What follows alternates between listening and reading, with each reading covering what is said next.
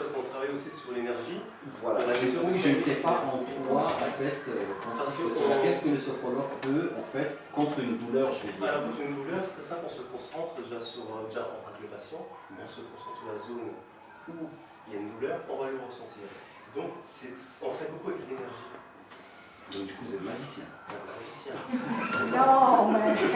Là, c'est vraiment pas... C'est pas faire la leçon. Style. Ton intelligence.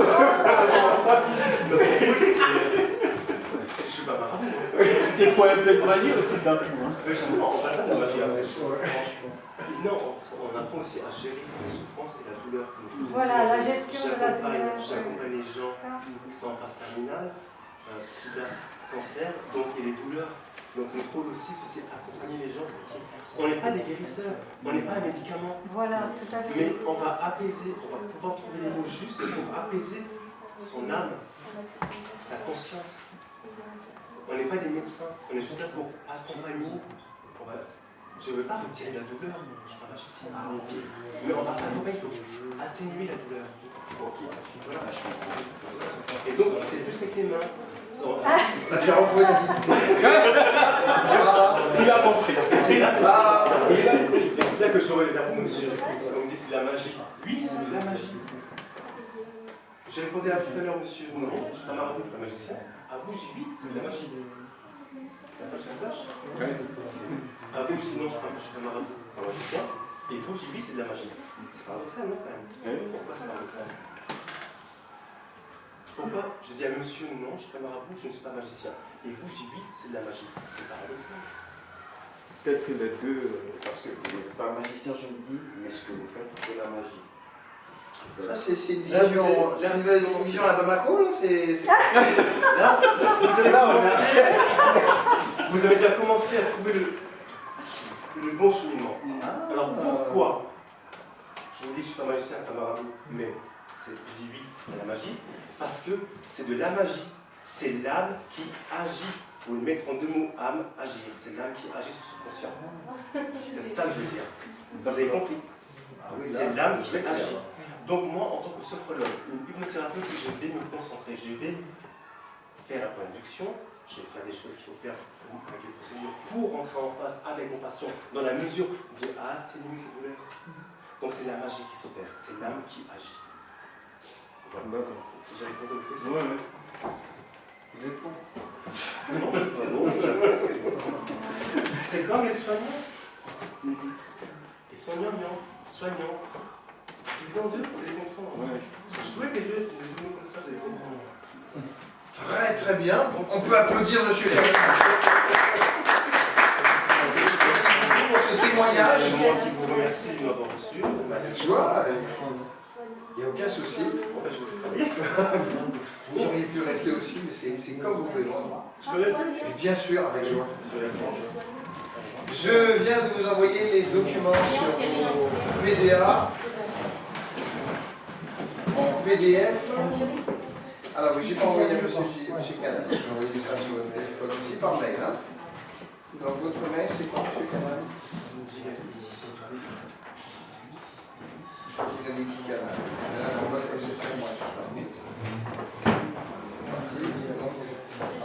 C'est un mail où il y a marqué livre en série. Exact. Ah non, il y a également mon discours en langue. Il y en a deux sur... il n'y a pas le...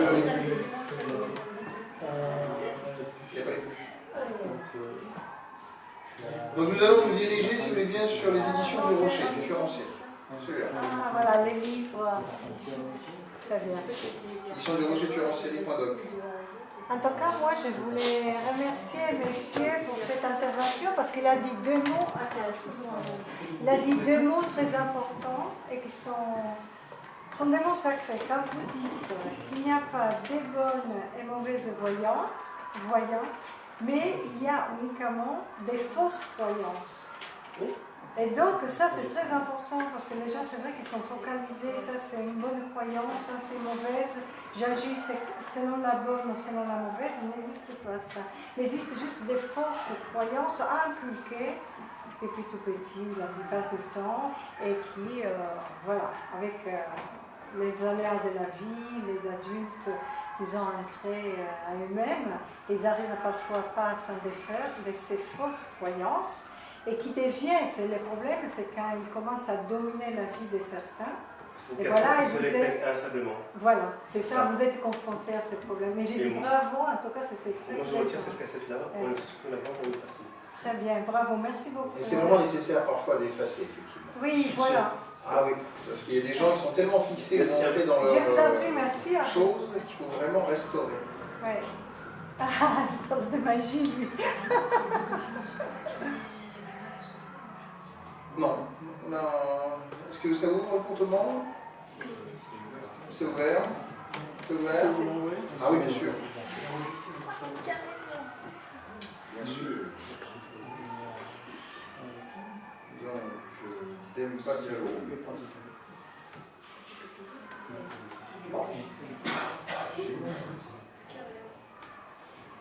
Demba 2003. Hein? Oui. On l'a reçu? Oui. Alors, vous allez chercher donc ce livre, comme vous le voyez en fin de parcours, selon donc le sommaire, parle de beaucoup d'études de cas, les principaux de ces 10 dernières années.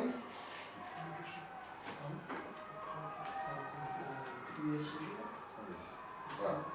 Donc vous avez une préface de John Douglas, l'ancien profiler du FBI, une petite introduction, telle était en tout cas ma révolte dans l'affaire des disparus de Mont-Rolon, parce que vraiment l'armée a été à côté, pour le moins.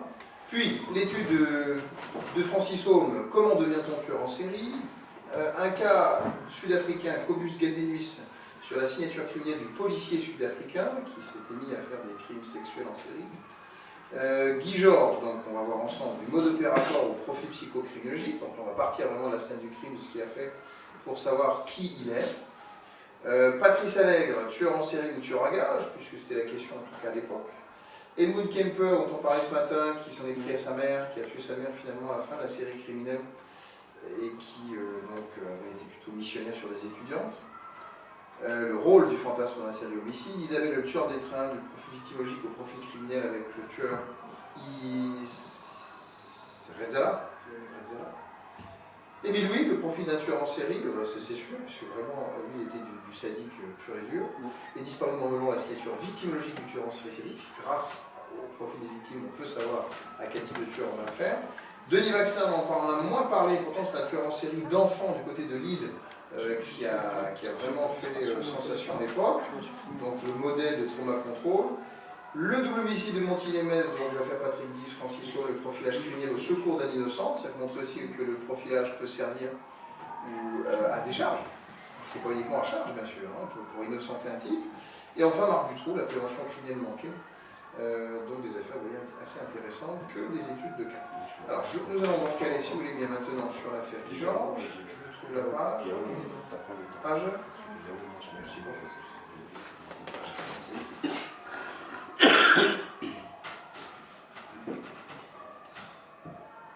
Alors, Guy Georges, un mode opératoire au profil psychocriminologique. Ça va? Alors, on fait un petit va-et-vient avec un document qu'on va tout de suite mettre en évidence, si vous voulez bien, comme ça on va se faciliter la tâche. Lorsqu'on avait profil criminel, ce matin, on a fini, donc, vous voyez, par le tableau avec les différents types de tueurs en série.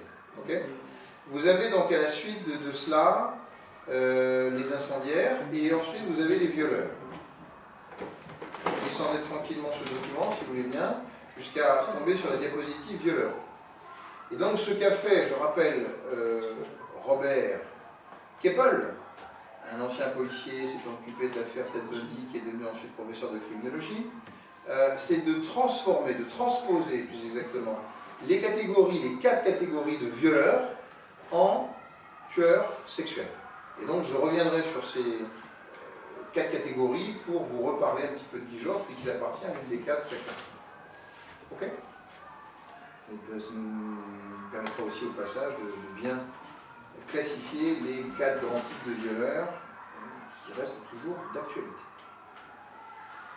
Alors, Guy Georges, qui connaît Guy Georges? Levez la main. Oh, c'est tout? Là, je suis très étonné. On la refait si vous voulez bien. Qui connaît Guy Georges? Ah, merci. C'était la timidité qui gouvernait vos vies. Faites gaffe. Il faut un développement personnel. Alors, Guy Georges, c'est un tueur en série avéré, expertisé par Daniel Zaguri notamment. Vous avez un ouvrage auquel je vous renvoie, écrit par Daniel Zaguri sur Guy Georges, qui est un petit livre de poche qui est assez intéressant, en plus donc, qui synthétise bien le noyau central psychocriminologique dont il parle assez souvent après avoir expertisé Guy Georges. Mais nous allons avoir une démarche différente. Au lieu d'avoir quelqu'un face à face, et le diagnostiquer donc dans cette relation face à face, cet entretien clinique, on va partir de la scène du crime. On va faire de la psychocriminologie comportementale et en déduire petit à petit le profil de personnalité ou des éléments en tout cas psychocriminologiques du profil du tueur en série comme de Guy Georges. C'est juste pour vous montrer justement que certes nous faisons ce travail rétrospectivement et donc on ne peut pas le valider comme tel comme si c'était évidemment un travail neutre et impartial.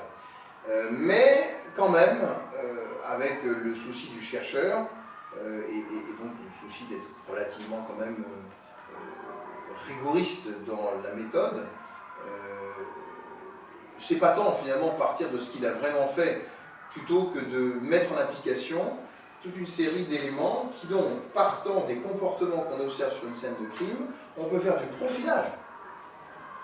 Et remonter donc à une forme de déduction du profil en question. Donc là, je suis allé plus loin, parce que je connaissais effectivement le personnage à l'arrivée, donc je l'ai alimenté et nourri davantage qu'un simple profilage, c'est sûr. Mais c'est quand même pour vous montrer quand même à quel point on peut décrire, détailler, déduire un certain nombre de choses fort sympathiques. Monsieur Diallo, est-ce que vous pouvez légèrement vous décaler sur la gauche pour Alors, qui est vraiment Guy Georges? Un fou?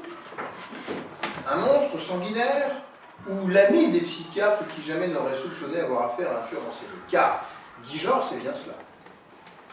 Guy Georges, c'est un monsieur qui a berné un psychiatre. Parce qu'il avait comme psychiatre, comme ami, un psychiatre. Et le psychiatre n'a jamais pensé une seule seconde que c'était un tueur en série. Vous comprenez? Donc, ce côté masque de normalité est vraiment patent chez Guy Georges. Et de nouveau, ce psychiatre, vous le lirez sans doute sur Amazon et compagnie, a écrit un livre pour parler de ce témoignage. En comparant les scènes de crime lors des différentes séquences du passage à l'acte, avant, pendant et après le crime, il a été possible de dégager les composantes du scénario criminel, lesquelles vont nous permettre de mieux comprendre son profil psychocriminologique. Alors, par séquence du passage à l'acte, on va donc distinguer avant le crime, pendant le crime et après le crime. Les trois grandes étapes séquentielles. Vous connaissez désormais du cours de reconstitution du scénario criminel, je vous renvoie aux vidéos YouTube. L'idée générale, c'est que je suis parti des tomes de cette affaire, donc des procédures, des PV de constatation de police, qui étaient les plus intéressants, mais également des croquis, mais également des photos auxquelles j'ai eu accès. De ce fait, ce que je vais vous dire, c'est ce qui revient le plus souvent sur ces scènes, tout en disant que même si ce n'est pas exactement la même chose, il y a quelques exceptions par-ci, il y a peut-être que des détails complémentaires à rajouter par là aussi, mais globalement, vous avez vraiment les sources d'informations premières issues du dossier de première main. Okay? Guy Georges est donc un violeur et un agresseur en série qui est devenu tueur en série. Il appartient donc à la catégorie des tueurs en série qui montent en puissance et qui illustre très bien de ce fait la progression, le processus criminel, criminologique même, grâce auquel, au travers duquel il devient vraiment un tueur en série, petit à petit, de plus en plus. Or, on a, je rappelle brièvement, des cas tueurs en série qui peuvent en tout cas être beaucoup plus nébuleux dans la progression. Mais lui, on le voit arriver quand même de très loin. C'est un peu comme Mohamed Merah pour ça. moins de Mohamed Merah, mais quand même, vous allez le découvrir avec nous. Il continue d'ailleurs à alterner des agressions et des viols avec des homicides dans la série criminelle, comme nombre de serial killers globalement organisés. Donc n'oublions pas, ça c'est un aspect qu'on a vu ce matin, l'organisé peut aussi continuer, dans les périodes d'accalmie, à faire des choses moins graves que les homicides. Donc c'est pas vraiment de l'accalmie. Ou alors il s'est calmé pour les homicides, mais il reste tout à fait actif pour les autres types d'infractions moins graves le cas échéant. Rien ne permet vraiment de confirmer les problèmes d'éjaculation dont il fait état dans un premier temps auprès des autorités et qu'elles seraient survenues à l'époque des faits commis sur Agnès, Hélène, Estelle, nous allons voir. Il reniera d'ailleurs ces anomalies par la suite, qui paraissent peu compatibles avec le contrôle général démontré lors des pénétrations sexuelles, qu'elles soient contraintes ou consenties avec ses partenaires. On a effectivement plus que l'impression sur les scènes de crime que cet individu, au moins au moment de la séquence périmortem ou périagression, est plutôt contrôlé, plutôt organisé.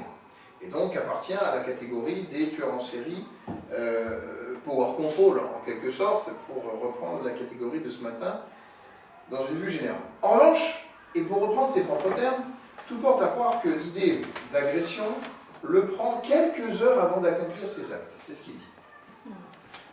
Souvent, il dit, j'étais dans la rue, oh tiens, j'ai envie de tuer quelqu'un, j'ai envie d'agresser quelqu'un.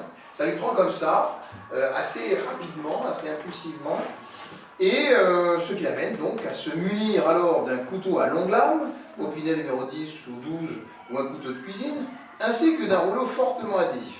Ce que les FBI appellerait pour partie le kit du viol. Le kit du viol, c'est évidemment le petit matériel prévu à l'avance par le criminel en vue d'un viol, puisqu'il s'agit d'un kit du viol, qui permet de maîtriser la victime et donc d'en faire ensuite ce que l'on veut à des fins sexuelles principalement. Ligature, cordes, adhésifs, bandages, tout moyen effectivement de maîtrise des membres, mais également donc de toute forme de résistance de cette victime. Sentant le désir de viol et d'homicide monter en lui, il semble vouloir se désinhiber par l'absorption de cannabis et d'alcool très peu de temps avant les faits, sans toutefois être sous l'empire de toxiques. Ça aussi, c'est un élément caractéristique des tueurs en série organisés. Rappelez-vous, et oui, je vous renvoie de nouveau au cours sur la méthodologie du profilage de FBI, cette désinhibition par des toxiques, par de l'alcool, etc., juste avant le crime, est typique des organisés. On pourrait croire, d'un côté, il se drogue, mais en fait, il est inorganisé s'il se drogue. Non, non, c'est de manière contrôlée, il se drogue, il s'alcoolise pour se laisser aller, pour justement lâcher prise. Il y en a qui fument, il y en a qui boivent, pour se désinhiber. Alors, ce qui confirme son approche anté-mortem plutôt organisée. Néanmoins, il lui arrive de consommer des drogues dures, telles que des acides ou de la cocaïne, de temps à autre. Alors, qu'est-ce qui se passe? Il faut que vous compreniez bien, parce que là, j'ai fait ce travail qui m'a demandé beaucoup de temps, consistant à piocher les points communs. J'ai d'abord aller chercher les points communs. J'ai sur quand même 7-8 victimes, les points communs de toutes ces affaires pour dire que voilà, qu'est-ce qui s'est passé toujours avant, qu'est-ce qui s'est passé toujours pendant, qu'est-ce qui s'est passé toujours après. Voilà. Qui constitue en quelque sorte sa signature comportementale à cette occasion.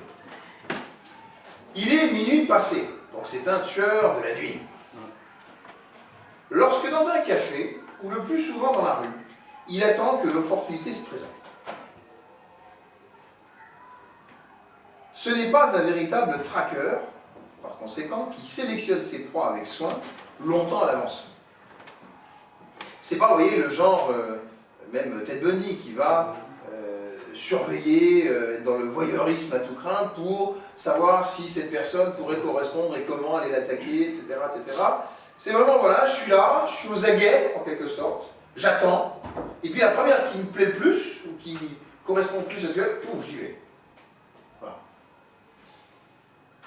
Comme il lui dit lui-même, il n'exerce pas de surveillance préalable sur ses victimes, il le reconnaît bien volontiers. Il l'a rencontrée fortuite, et il les trouve belles. Ça, ce sont ses propres termes. Mais il est prêt à passer à l'action, à violer et à tuer, dès que sa pulsion le décide à rentrer en scène. C'est-à-dire que le scénario est déjà préprogrammé dans son mental, et il n'a plus finalement qu'à trouver la victime pour que le scénario démarre. pour que la série télévisée réelle démarre. Si je puis m'exprimer ainsi. Alors, il n'est pas à exclure que la confiance et l'expérience aidant, il ait repéré sa victime bien avant, et il est attendu à l'intérieur de l'immeuble où elle habite avant qu'elle ne revienne chez elle.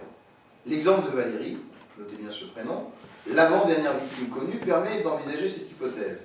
Elle ne se sent pas suivie à l'intérieur de l'immeuble, elle n'entend pas la porte cochère donnant sur rue se rouvrir et claquer derrière elle, mais elle perçoit au 3e étage un bruit de chasse d'eau provenant des toilettes communes avant les habituels pas précipités de son assaillant.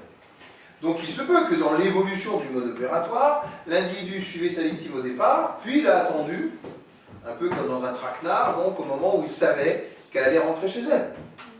Et choisissant aussi peut-être aussi le lieu le plus opportun, le plus organisé en tout cas pour agir à l'insu des autres. Au plan étymologique, maintenant, un principe du FBI est mis à mal. Au revoir FBI. Contrairement à la tendance statistique selon laquelle un blanc tue un blanc, Guy Georges est métis. J'ai bien précisé ce matin ce que je considérais des blancs, le contraire du totalement noir. Bon. Mais quand même, c'est-à-dire que on raisonne sur le FBI, on raisonne sur une classification américaine, on raisonne sur des statistiques purement voilà, codifiées qui ne sont pas celles de la France. Et ça a été une des erreurs commises dans cette affaire, qui a donné la leçon à la brigade criminelle de l'époque, parce que, pour tout dire, un profil a été demandé à Greg McCurry, qui est un ancien aussi policier du FBI comme John Douglas à l'époque, et il a dit c'est un blanc. Il s'est lâché en disant voilà, c'est le clip très sexuel, hein, parce que dès que c'est bien très sexuel, on agit généralement dans la même comment dire, classe ou race, plus exactement, selon les mots du FBI. Et donc, elles étaient toutes blanches, donc logiquement l'agresseur doit être blanc. C'était assez simple pour ça, voire peut-être même simpliste. Et donc on est tombé sur un métis. C'est ainsi. En tout cas, une fois cette remarque faite, si l'on part de l'idée que l'acte est fortement sexuel et que chacun d'entre nous préfère, j'ai bien dit préfère, entretenir des relations sentimentales avec un partenaire de même couleur de peau, le principe se justifie en principe. Mais un noir ou un métis, surtout d'origine martiniquaise ou des Caraïbes, comme l'était Guy Georges, convoite généralement davantage la femme blanche qu'un blanc métropolitain. C'est culturel presque. Par ailleurs, même en l'absence d'éléments culturels atypiques sur la scène du crime, le haut niveau de brassage ethnique et d'urbanisation à Paris, ainsi qu'une certaine mobilité démographique, permet d'envisager une dérogation au principe. On dit toujours effectivement que si vous êtes dans une zone où il y a très peu de brassage ethnique, où il y a des blancs qui vivent avec des blancs, vous vous retrouvez sur le rang avec des blancs. Mais à partir du moment où vous êtes à Paris, excusez-moi, à Paris, vous avez de multiples nationalités, multiples couleurs de peau, multiples sensibilités religieuses, on n'a pas fini dans les diversités, et donc